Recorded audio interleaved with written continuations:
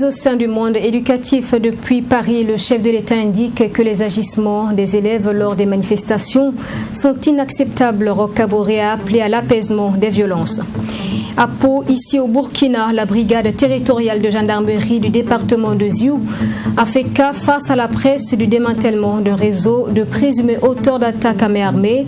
Un important matériel utilisé lors des opérations a été saisi. Images dans ce journal. Et puis, actualité sportive, journée FIFA. Les étalons, les éléphants seront face aux éléphants de la Côte d'Ivoire le 5 juin prochain. Les éléphants donc de la Côte d'Ivoire, il s'agit de la liste du sélectionneur Kamou Malo en fin de journal. Bonsoir à tous et bienvenue dans ce journal. Pour ouvrir donc ce 20h, la crise dans le monde éducatif en question, pendant que les élèves manifestent fermement contre les réformes du bac et du BEPC, le président du Faso se prononce pour la première fois sur cette crise depuis France où il a séjourné. Roch Kaboré a appelé à l'apaisement des violences dans le milieu scolaire, ces violences qui ont déjà causé beaucoup de dégâts. Lundi dernier, le bureau et le véhicule du proviseur du lycée Philippe Zenda Kaboré ont été saccagés. Des actions inacceptables selon le président du Faso. Je propose de l'écouter. Parce que dans une situation comme ça, il faut savoir raison garder. Et je trouve qu'il n'est pas normal que pour une réforme qui sera engagée déjà en 2022, nous soyons aujourd'hui en train, je dirais, d'arriver à ces extrémismes de ce genre. D'abord, ces marches avec des agressions sur les forces de défense et de sécurité, notamment ceux qui font, je dirais, le service pour assurer la protection et la sécurité des citoyens. Deuxièmement, que les élèves aient jeté des projectiles dans des écoles pour faire sortir d'autres élèves et que maintenant le proviseur soit agressé dans ses bureaux, etc., nous semble inacceptable. C'est pourquoi, vous savez, nous avons tous été des élèves et nous savons que derrière ce genre d'opération, il y a toujours des manipulateurs. Et je voudrais demander aux élèves de savoir garder raison et de s'occuper, je dirais, de leur avenir. Parce que ceux qui sont censés les manipuler aujourd'hui ne s'occuperont pas de demain lorsqu'ils ne seront plus à l'école. Il faut que chacun en prenne conscience. C'est pourquoi nous avons lancé un appel aux parents d'élèves, aux élèves, de faire en sorte que nous revenions à la raison. Parce que l'éducation, c'est l'école, mais ça commence d'abord à la maison. Par le respect de la hiérarchie, le respect des enseignants. Ça me semble important et je voudrais, en tout cas encore une fois, lancer cet appel à l'apaisement. En vue du prochain forum Génération Égalité prévu dans 11 mois à Paris, le Burkina, désigné membre de l'une des coalitions d'action, se prépare pour mieux poser le débat. Ce 18 mai, un webinaire droit, santé sexuelle et reproductive des femmes et des filles a été organisé. Les initiateurs sont le ministre de la Santé accompagné de l'épouse du président du Faso et d'autres acteurs intervenant dans la santé. Compte rendu avec Fatima Tanikima. Les enjeux et défis de la participation du Burkina Faso au Forum Génération Égalité ont été discutés ce 18 mai 2021 au cabinet du ministre de la Santé. Ce forum se tiendra du 30 juin au 2 juillet à Paris. Le Burkina Faso, seul pays d'Afrique francophone, désigné membre d'une coalition d'action, met les petits plats dans les grands pour sortir gagnant de cette rencontre. Une coalition qui a pour thème « Droit à disposer de son corps, droit et santé sexuelle et reproductive ». Vous savez très bien qu'au Burkina, Même s'il y a des insuffisances, il y a de grandes avancées comparativement à beaucoup de pays. Et c'est du reste ce qui a prévalu le choix du Burkina pour montrer l'exemple du Burkina aux autres pays et au monde entier, pour dire qu'au Burkina, depuis des temps anciens, de gros efforts sont faits pour défendre les droits de la femme, les droits de la jeune fille et faire en sorte que nous puissions corriger les écarts qu'il y a entre hommes et femmes. En prélude à cette rencontre, le ministre de la Santé, l'épouse du président du Faso et quelques acteurs intervenant dans le domaine de la santé ont donc échangé sur le droit et la santé sexuelle et reproductive des femmes et des filles. Et c'était au cours d'un webinaire. Avec l'ensemble de ces intervenants, nous avons pu voir à tous les niveaux comment est-ce que les choses avancent. Et à partir de là, nous sommes en mesure également de nous préparer et de faire un document, de pouvoir présenter un document qui fasse véritablement état de la situation de la femme en Afrique noire et donc également des engagements de ce que nous voulons pour la femme en Afrique noire d'ici 2030.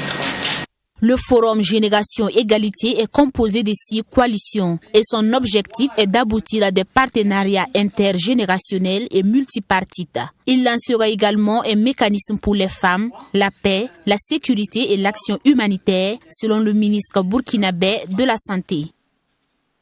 Le tribunal de grande instance de Ouagadougou chargé des affaires terroristes a été inauguré. Le chef du gouvernement, Christophe Dabéré, a procédé à la coupure du ruban ce mardi. Les premiers responsables du tribunal ont également été installés dans leurs fonctions. La création du tribunal de grande instance de Ouagadougou avait été actée par une loi de 2014. Abdourahim Niénié pour en parler. L'inauguration du tribunal de grande instance de Ouagadougou vient désengorger le tribunal de grande instance de Ouagadougou.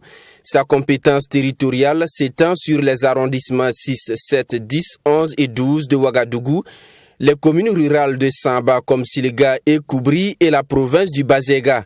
En matière de compétences d'attribution, en plus de connaître des infractions de droit commun, le tribunal de grande instance de Ouagadougou est la seule juridiction nationale habilitée à juger les infractions liées aux actes terroristes. En mettant en opération ce tribunal aujourd'hui, qui a été créé par une loi de 2014, c'est pour montrer notre volonté de faire avancer la justice dans la bonne direction.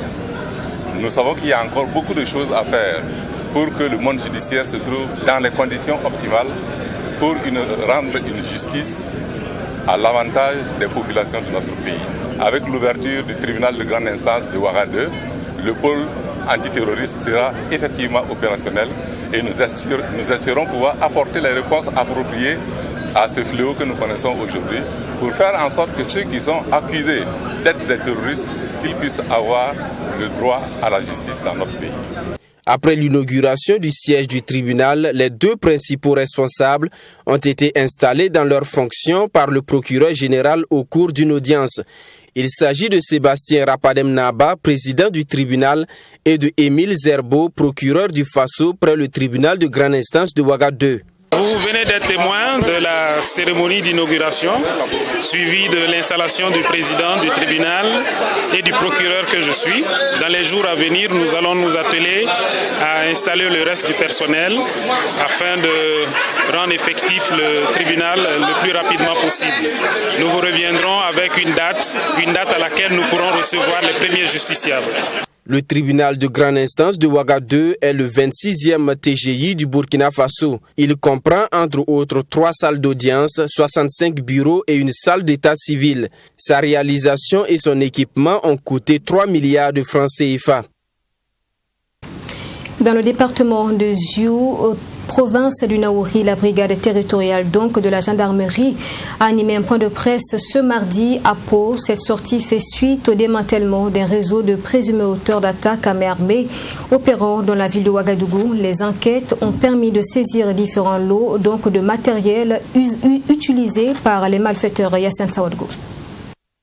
Tous serait parti d'une information reçue par la brigade territoriale de gendarmerie des Sioux les 1er et 2 mai 2021 sur les engins issus de multiples cas d'agression à Ouagadougou qui transiteraient par la circonscription à destination du Ghana. Grâce à une enquête très approfondie, plusieurs présumés malfrats ont été mis aux arrêts.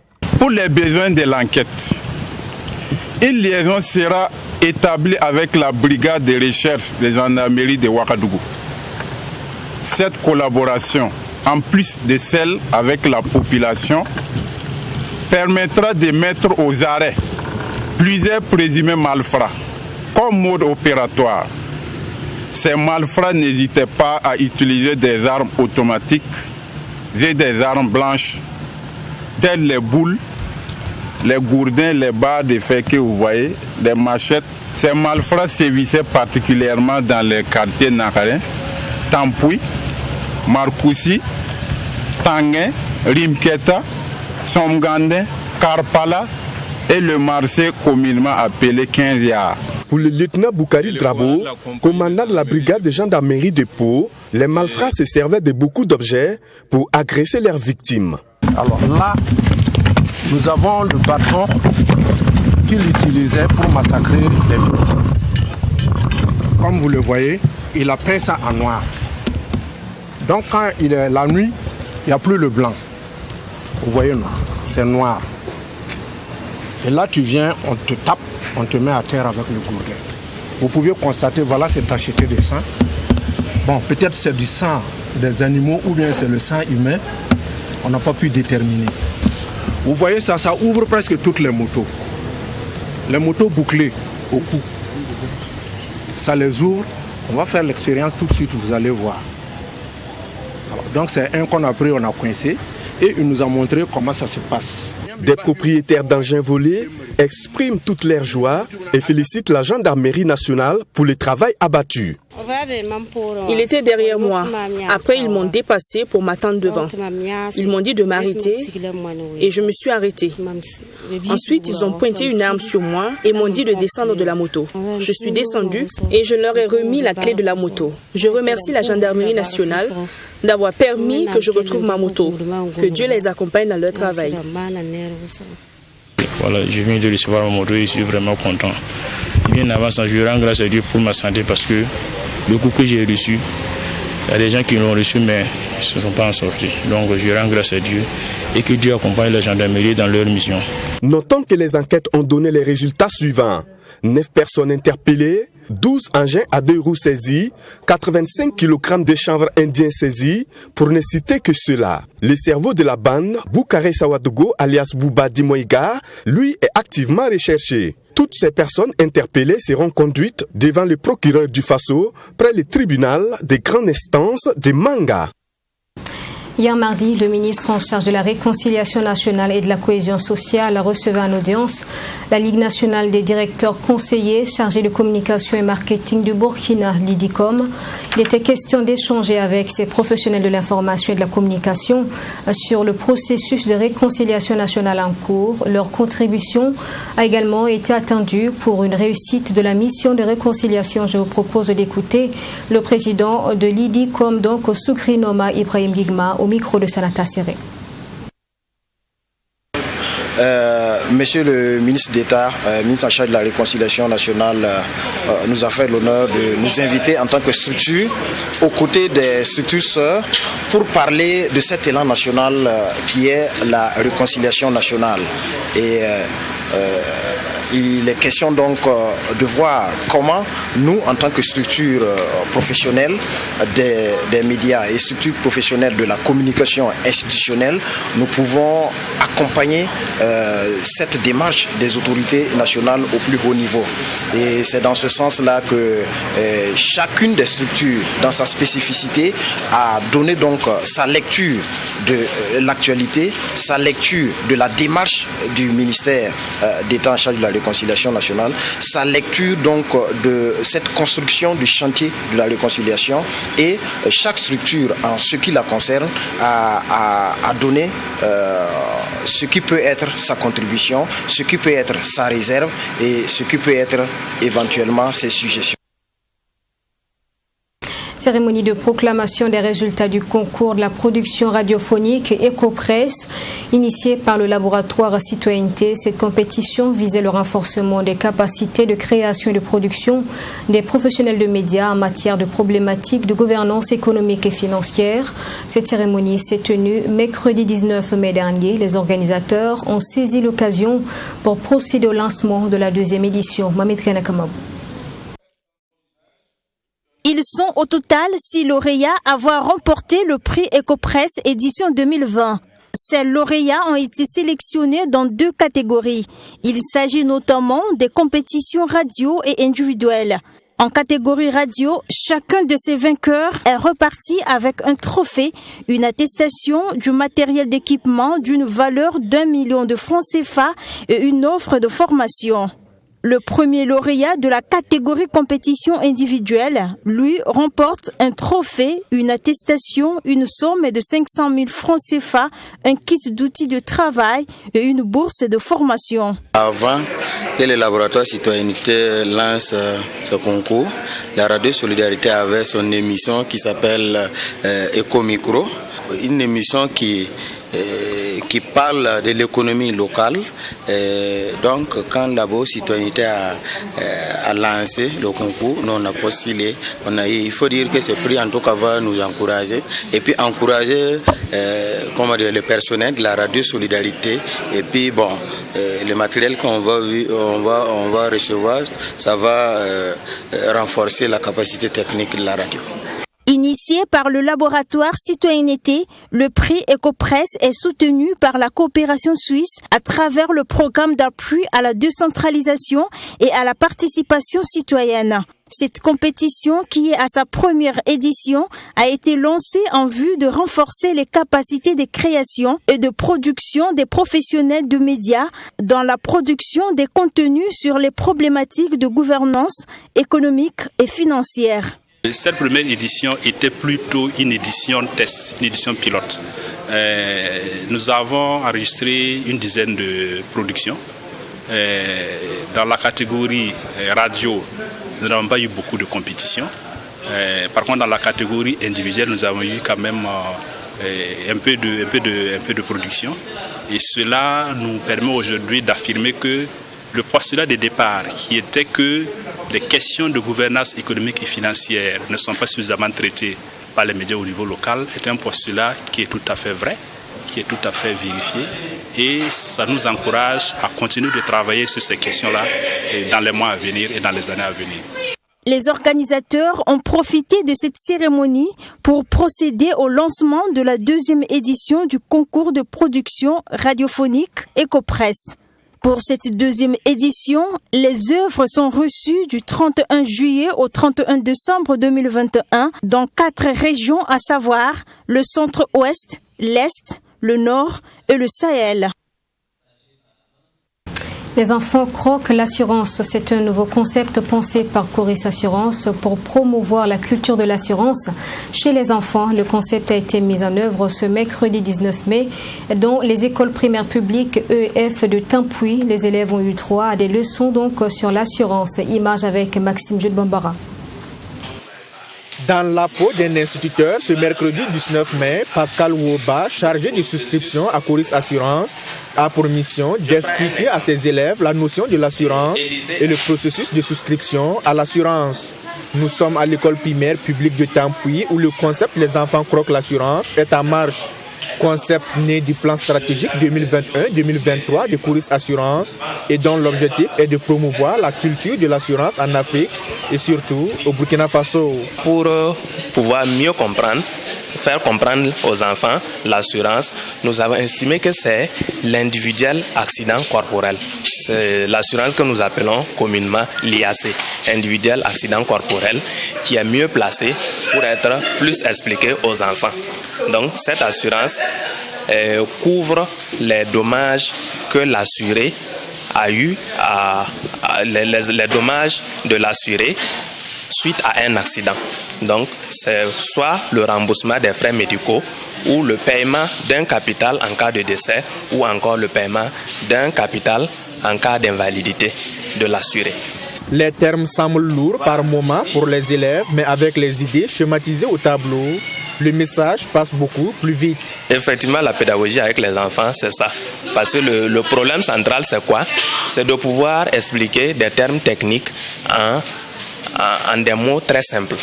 Donc c'est pourquoi on a pensé que s'il fallait leur expliquer simplement et théoriquement, ce n'était pas évident.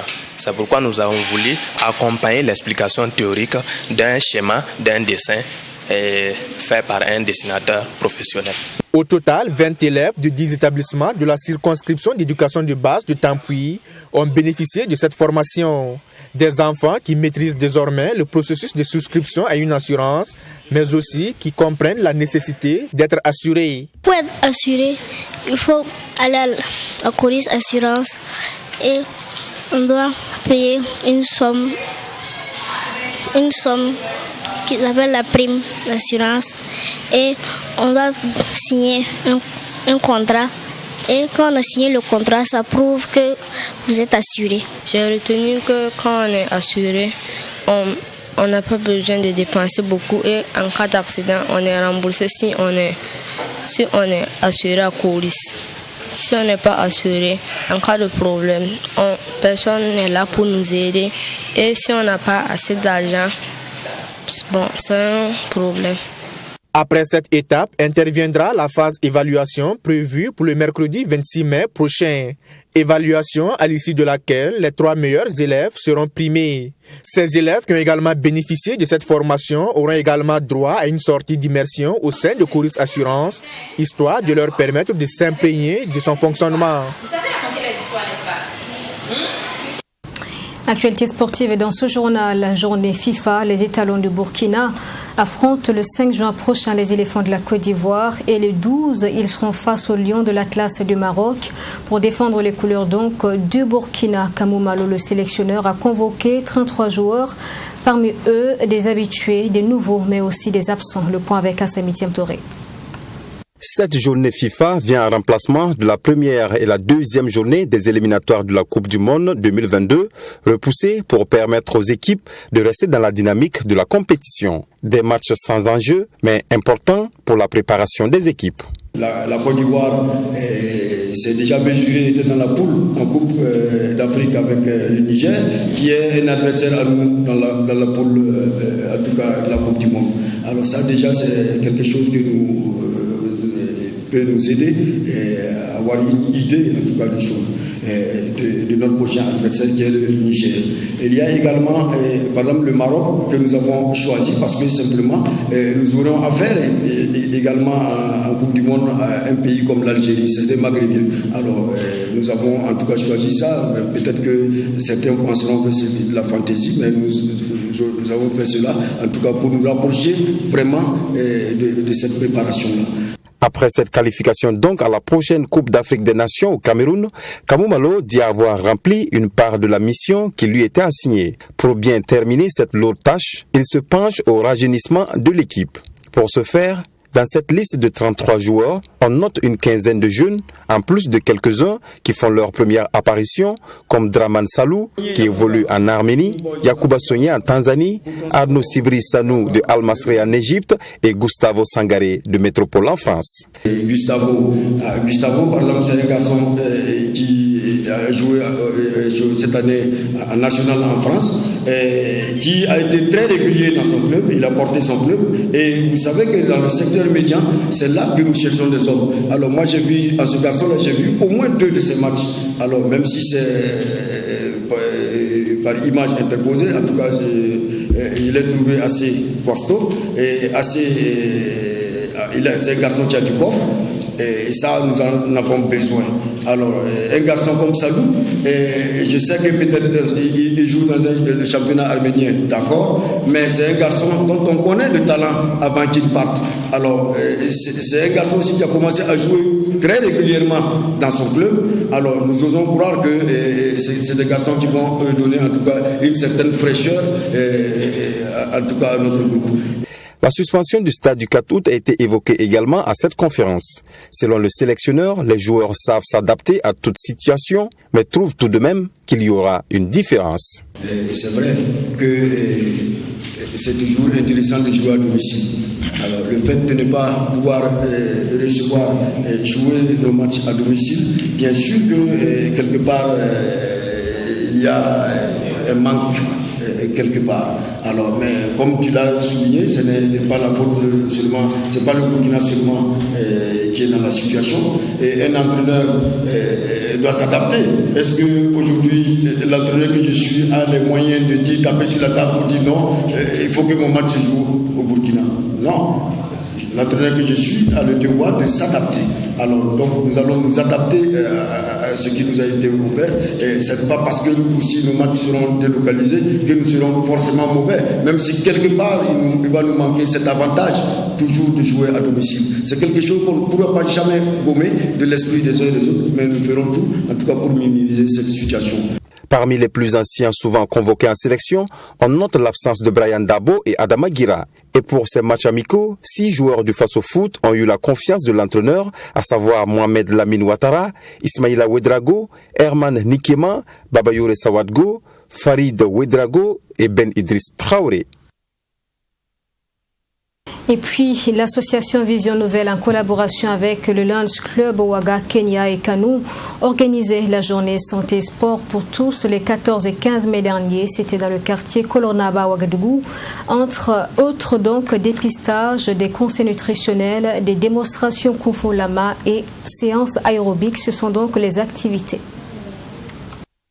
C'est d'abord par une démonstration de Kung Fu Lama qu'a débuté ce second rendez-vous de la journée santé et sport pour tous. S'en suivra l'aérobic qui a rassemblé femmes, hommes, jeunes et même les enfants dans l'enceinte de l'école primaire du quartier Kolognaba. Un exercice qui, pour ces sportifs d'un soir, leur fera du bien. Nous sommes satisfaits parce que le sport c'est la santé pour tous. Le matin, on avait les personnes âgées. Cet après-midi, avec les jeunes, on a fait de l'aérobic. Les gens sont mobilisés. Le sport est bon pour la santé.